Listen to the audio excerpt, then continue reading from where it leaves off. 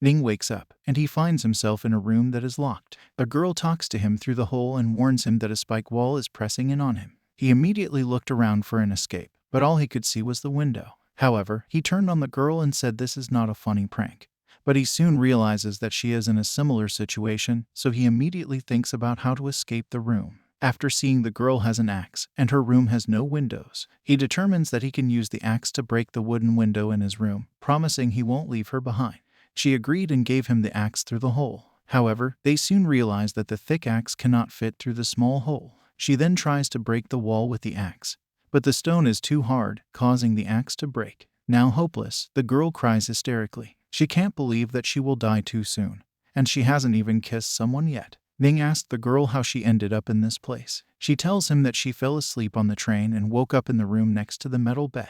Ning got an idea of how to escape by using a metal rod from the bed. He manages to break his window and gets out while the spike wall moves even more. The girl cries, thinking that Ning has abandoned her as the spike wall gets closer. A flashback of her, how she got left behind on a mountain for wanting to stick with somebody who got injured. Then the man asks her if they make it out alive. He wants to be her boyfriend.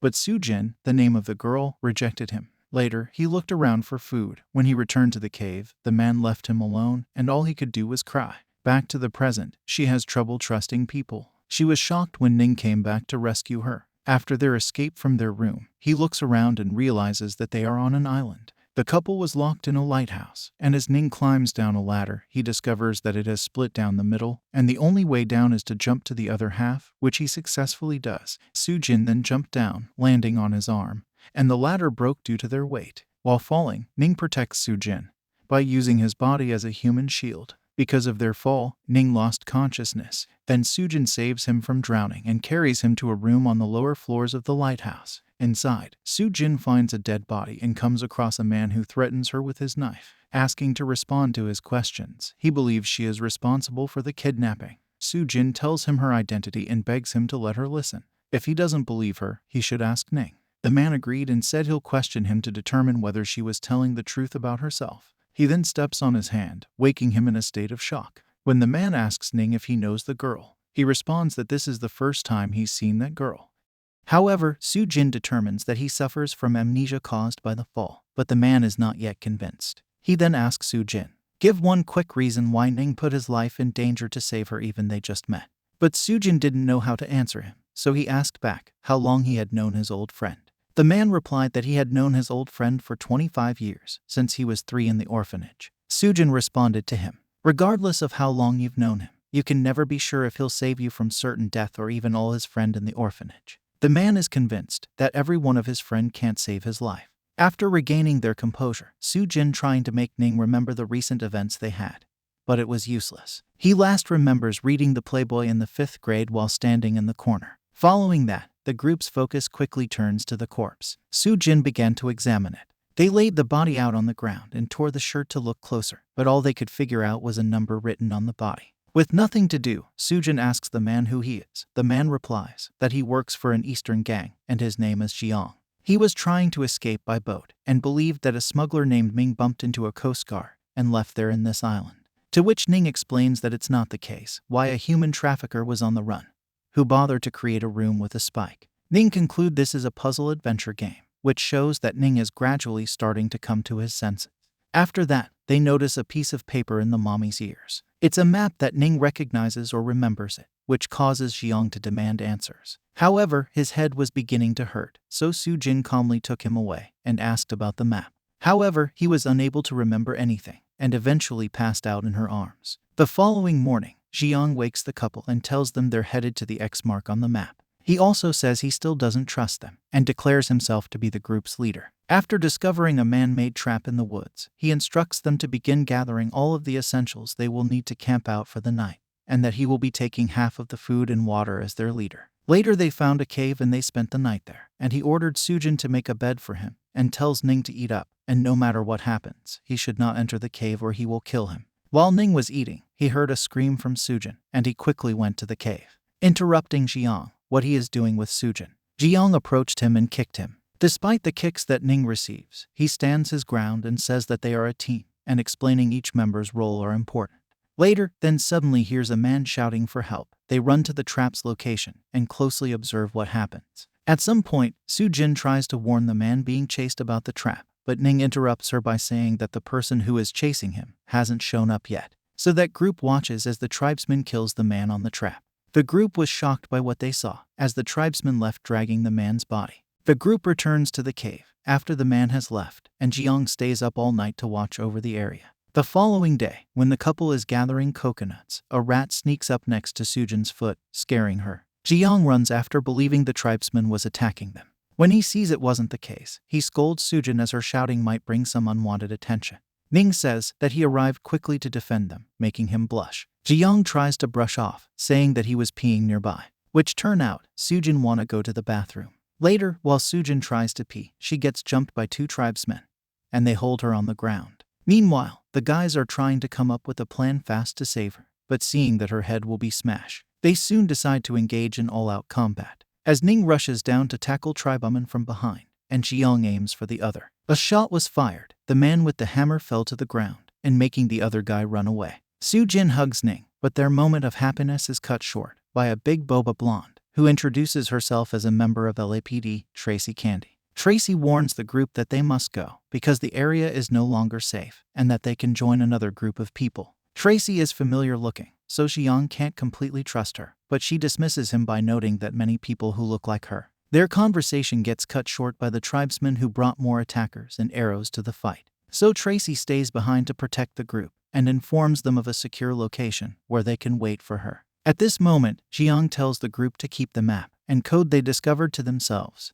since they can't trust no one except themselves, and he offers them that by obeying him, he will do whatever he can to protect them. Soo-jin is hesitant to take the offer. However, she leaves the decision to Ning, who agrees to the offer. Then Ji-young promise under the eyes of Gwon, who's the god of war and the god gangster. If he break his promise, he die with 3 knives and 6 holes in his body. After making each other a pledge to be loyal to one another, Tracy arrives, and she tells them, with no much ammo left, the best chance for survival is to go and join the other group, to which the team agrees. After walking for a while, they arrive at the place where the rest of the groups is waiting. Tracy informs them that they must obey the rules, and that member fighting is not tolerated. Also including exile or perhaps death are the penalties for breaking the rules. After they all relax, the group starts to introduce themselves. First we have the serious guy, Kawa Ishigaki, a Japanese, president of the Ishigaki group.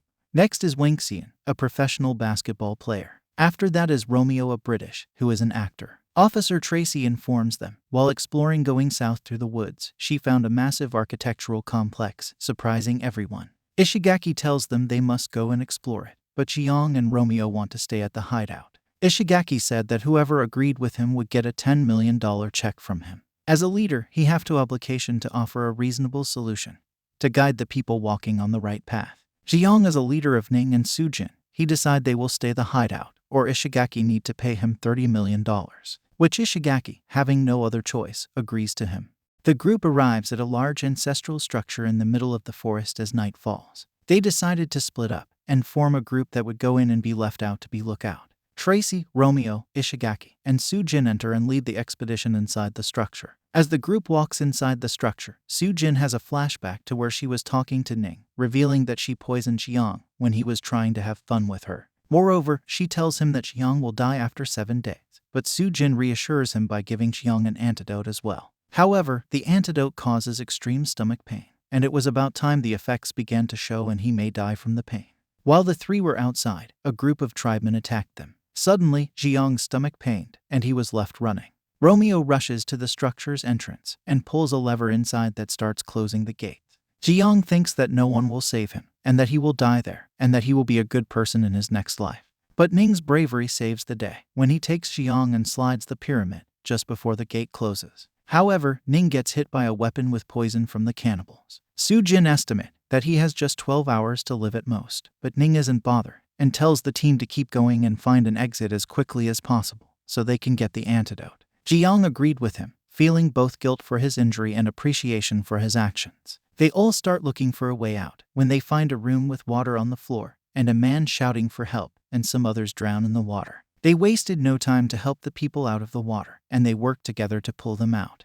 After they were saved, they introduced themselves with a Russian mercenary named Andrei and a man dressed as a Chinese Ding. The girl name is Rika from New Zealand, and she is a housewife. The last one is an archaeologist, is an expert on ancient civilization, Gerard. The group discusses how this room is a puzzle, and reaching the highest pillar is the only way to get out. Every few minutes, water fills the room, and each time it does, one of the pillars is sunk beneath the ground.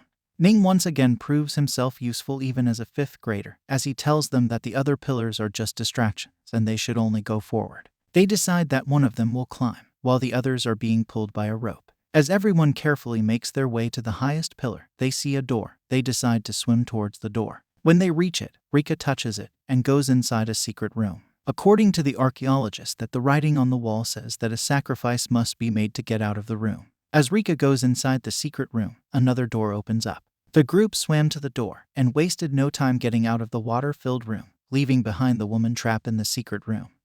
As everyone escapes from the flooded room, they start rushing so that they can find an exit. They then come across a room where they find a door that only opens when there is some weight on the table right next to it. Gerard reads the writing on the wall and explains to everyone that they need to sacrifice a person here and leave him so that the door can open.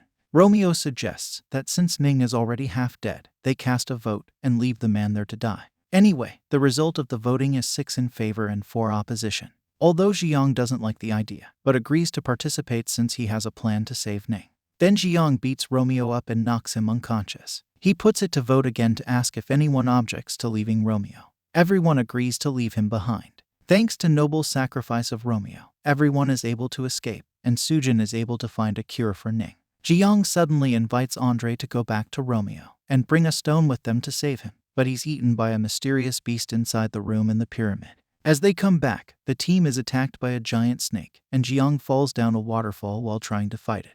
However, Jiang is safe because of the water. Soon later, the group find Jiang. While they chilling, the group of tribesmen ambush them. The leader of tribesmen approaches them and asks them if they know about the one-eye man, which Gerard reveals to be his master, but he has been dead for a dozen years. However, the savages capture everyone and take them to their village. They inform them that the one-eye man's medical expertise once saved them, and they want the same of his disciple. Gerard explains that he does not have any medical knowledge, and that he needs Sujin to help him. However, the leader warns Sujin to back off, because women are forbidden to do anything in their village. But after some persistence, they let her in, and she diagnoses them all with malaria. Later that night, the group decided that Sujin, Tracy, and Andre go into the woods to search for the medical herb, while Gerard reveals that he now suspects his master is alive and is conducting research on immortality. As time runs out, the villagers are about to execute everyone. When Sujin and the others come back with a cure, everyone is safe because to these brave actions, so they start heading towards the volcano since they believe that's where the answers are.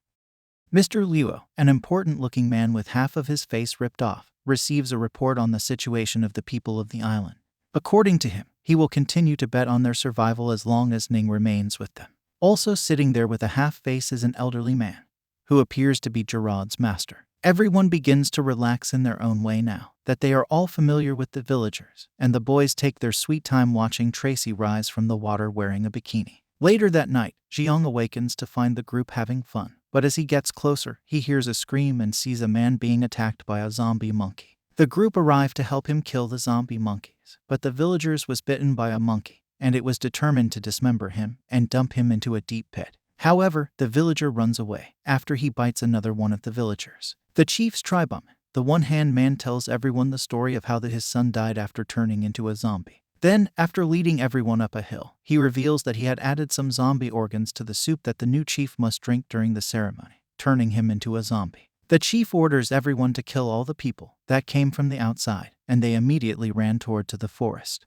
As everyone runs for their lives from the savages, they all get separated. Ning eventually reunites with Gerard and the other team member, Ding. Ning tries to call Sujin as she's running towards them while being chased, but Gerard stops him since the villagers reach her first.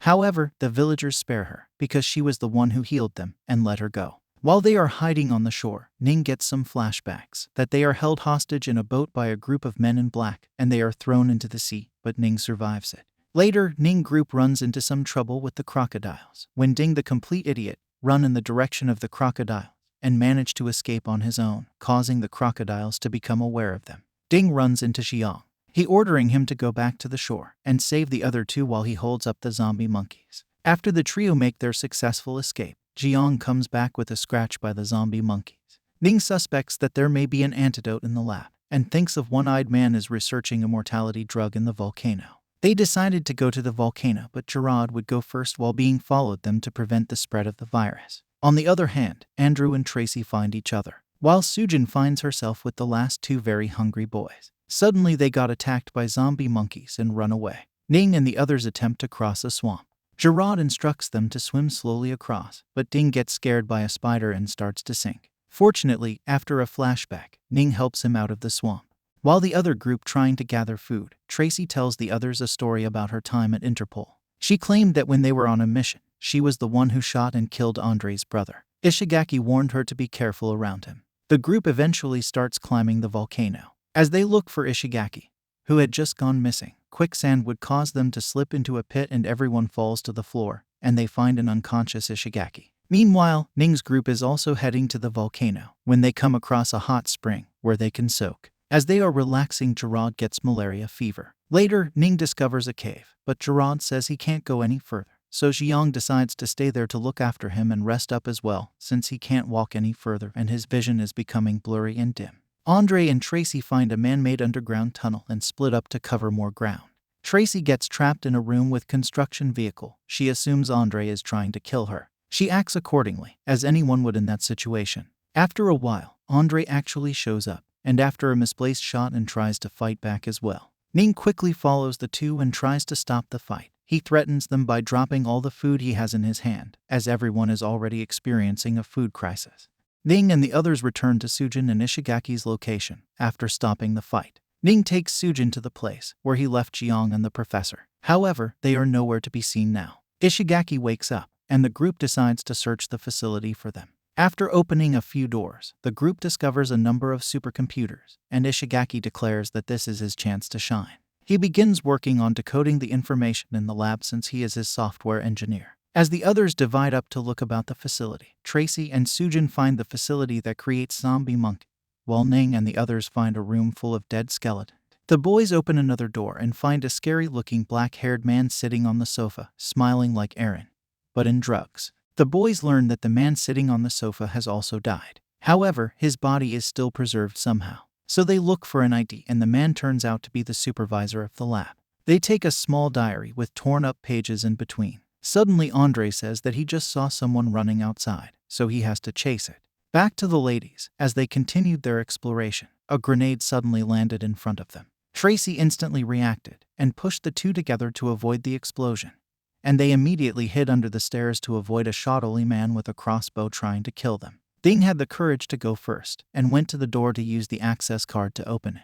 While doing this, an arrow hit him in the ear. Ding suddenly found himself unable to move from where he was standing and believed the arrow to be poisoned, and kills Ding. The ladies manage to escape, but the shoddily man, who is familiar with the facility's structure, is able to trap them both in a room with the help of a potentially toxic gas. Ning returns to Ishigaki and gives him the password from the diary, but it does not unlock. A handprint scanner is shown by the computer. Ning convinces Wangxian to bring the supervisor hand, since he's a professional athlete and is the only one who can make it in time before the lab self-destructs in 10 minutes. When Wangxian finally gets there, he has second thoughts because the supervisor is grinning at him like Aaron on drugs, making it impossible for him to cut off his hand. But some motivational words for Ning convince him to finish the job, and he brings not just the hand, but the entire body to the control room. However, the anime ends before we find out whether he arrived in time or not.